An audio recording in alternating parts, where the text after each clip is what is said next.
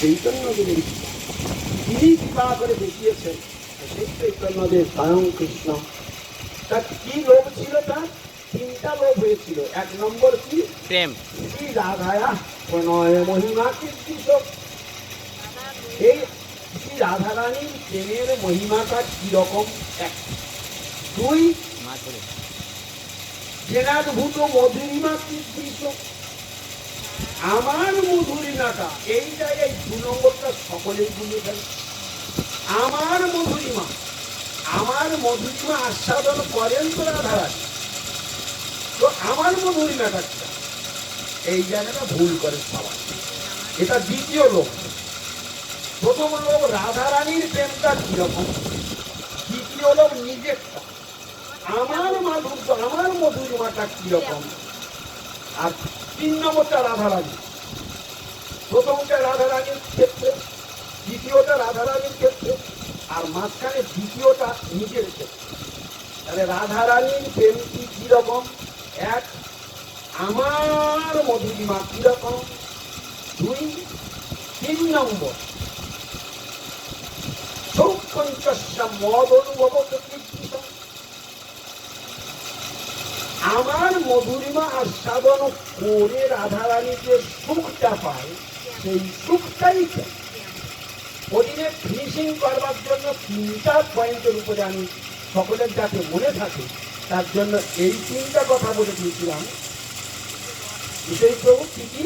প্রেম, মধুরিমা, সুখ। প্রেম, মধুরিমা, সুখ, এই তিনটা আর জীবনে ভুলে দেওয়া। প্রথমটার মধ্যে আছে প্রেম, দ্বিতীয়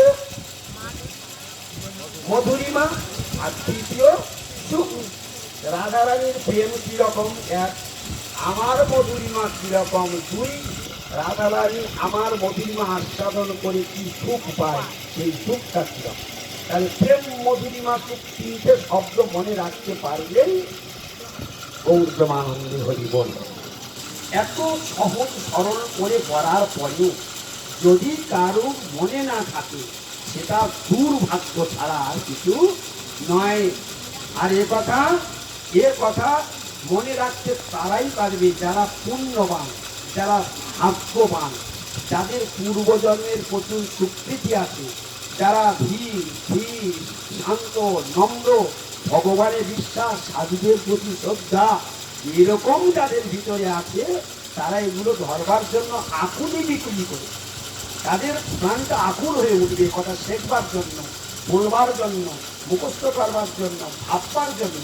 কিন্তু যাদের বিষয় রসে ডুবে আছে, স্ত্রীপুত্র, ছেলে মেয়ে, টাকা পয়সা, বন্ধু বান্ধব, জায়গা জমি, ঘর বাড়ি, বিষয় সম্পত্তি, ব্যবসা বাণিজ্য, ছেলে পুলে, নাতি নাচ জামাই, মেয়ে নাগপুর দোকান, এই সব নিয়ে যারা রস দিবারাত্রে এই রসে স্নান করছে, এদের কাছে এই রসটা একেবারে মানে কি বলবো, বিষের তুল্য মনে হয়।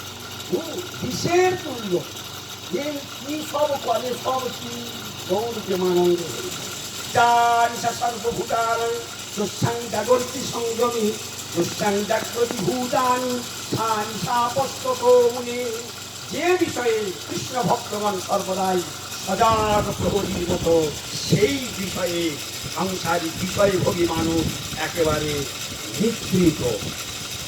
যে বিষয়ে সংসার ভোগীরা মহানতম জাগ্রত অবস্থায় থাকে, কৃষ্ণ ভক্তরা সেই বিষয়ে নিশ্চিত থাকেন, একেবারে নিজেকে সরিয়ে রাখেন, অ্যাভয়েড করে থাকেন, ও বিষয়ে ফিরেও তাকায়।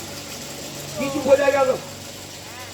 কিছু বোঝা গেলে? এত সোজা বলা আর শোনা আর বোঝা, বুঝতে গেলে ভাগ্য লাগে। এই ভরি কথা, একটা মূল্যবান কথা আপনাদেরকে বলে যায়।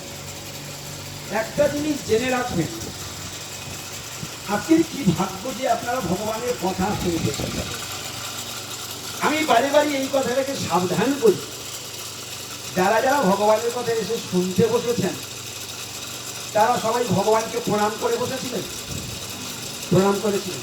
প্রণাম করে কি বলেছিলেন? এই কথাটা কি সকলে বলেছিলেন? ভগবানের কাছে প্রার্থনা করেছিলেন? প্রণাম করে ভগবানের কাছে প্রার্থনা করতে, তুমি কি করতে এসেছো এখানে? এইটা 100 জনের মধ্যে 99 জন করে। সব বলে বলে আমি পরপর শিখিয়ে দিয়েছি। যদি ভগবানের কথা ধরতে চাও তাহলে তার কাছে আগে বিমান স্বীকার করো, নথি স্বীকার করো, তাকে প্রণাম করো, তার কাছে প্রার্থনা করো, হে ভগবান আমি তো তোমার কথা শুনতে এসেছি, আমি যেন তোমার কথা বুঝতে পারি। আমি তো মূর্খ, আমার তো জ্ঞান নাই, আমার তো বুদ্ধি নাই, আমি তেমন চতুরও না, তো আমি যেন তোমার কথা বুঝতে পারি প্রভু। এইরকম ভগবানের কাছে এসে প্রথমে প্রণাম করে ভগবানের কাছে প্রার্থনাটা মেরে আর দৈন্যভাবে বসো, তুমি আস্তে আস্তে ভগবান তোমাকে বোঝাবে। ভগবান নিজেই গীতাতে বলছেন মত্ত স্মৃতির জ্ঞানম অপনন্ত, আমি জীবের স্মৃতি, আমি জীবের বিস্মৃতি। আমি যদি মনে করাই তাহলে সে মনে রাখতে পারবে, আর আমি যদি ভুলিয়ে দিই ও সব ভুলে যাবে। ভগবানের হাতে সব চাবি আছে, বলছে কে কে মনে রাখবে আর কে কে ভুলে যাবে। ভগবান বলছে আমি তো সকলের হৃদয়ে বসে আছি, কার গতি প্রকৃতি কেমন আমি সব বুঝতে পারি। আমার কাছে কেউ ফাঁকি দিতে পারে না, কেউ নাম মাত্র এখানে বডি বসিয়ে রেখেছে, শোনার অত প্রাণ নেই, কেউ খুব আদর করে শুনছে, প্রতিটা কথা ধরবার চেষ্টা করছে। তো যার যেমন ভাব তার তেমন লাভ। ভগবানের স্বভাবটা কিরকম? ভগবান খুব দয়ালু, এত দয়ালু যা কল্পনার অতীত। তার দয়াকে মাপা যায় না বলে তাই তাকে প্রণাম করে আমরা বলি কৃষ্ণ করুণা। তুমি করুণার সমুদ্র, সমুদ্রের গভীরতা যেমন মাপা যায় না, সমুদ্রের জলরাশি যেমন মাপা যায় না, সমুদ্রের ঢেউর সংখ্যা যেমন মাপা যায় না, গণনা করা যায় না, সমুদ্রের কুল কিনারা মাপা যায় না, সমুদ্রের পরিধি মাপা যায় না, এতটাই সমুদ্র। তার সঙ্গে তুলনা করলেন কৃষ্ণের করুণা। তাহলে কৃষ্ণ কিসের সমুদ্র? করুণার করুণার সমুদ্র। অথচ আমরা কোনো করুণার কোনো হদিসেই পাই না, আমরা তার করুণার কোনো হদিস পাই না। কেন? সেই ভাবনা কি তোমার মধ্যে আছে? সেই বোঝবার ইচ্ছা কি তোমার মধ্যে আছে?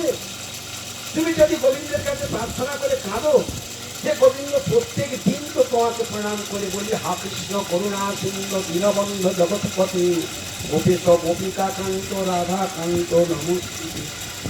এই এই যে প্রণামটা করি, এই প্রণামটার ভিতরে কি কি আছে? তোমরা তো প্রণাম করলে যায় সারা প্রণাম করলে প্রথমে হা সূচক বা হে সূচক। যদি হে বলি, আমাকে অনেকে বলে আচ্ছা মহারাজ হে বলা ভালো না হা বলা ভালো? হে বললেও দোষ নেই, হা বললেও দোষ। কেন? হে বললে সম্বোধন সূচক, আর হা বলে দুঃখ সূচক, আবেগ সূচক, ভাব সূচক। তুমি গোবিন্দকে আহ্বান করে বলতে পারো, তুমি গোবিন্দর কাছে আবেগপূর্ণ ভাবে তুমি বলতে পারো। গোবিন্দের আর এক নাম হলো ভাবগ্রাহী জনার্দন। তোমার ভাবটাকেই তিনি চেক আপ করবেন, তোমার অন্য কিছু তিনি গ্রহণ করবেন। ওই শ্লোকের মধ্যে যদি তুমি ওই হা কৃষ্ণ বলতে গিয়ে ওই শ্লোকটি বলতে গিয়ে তুমি 4 বার জায়গায় ভুল বলে দাও, তবুও গোবিন্দ তোমার দোষ দেখবে না, যদি তোমার ভাবটা ঠিক।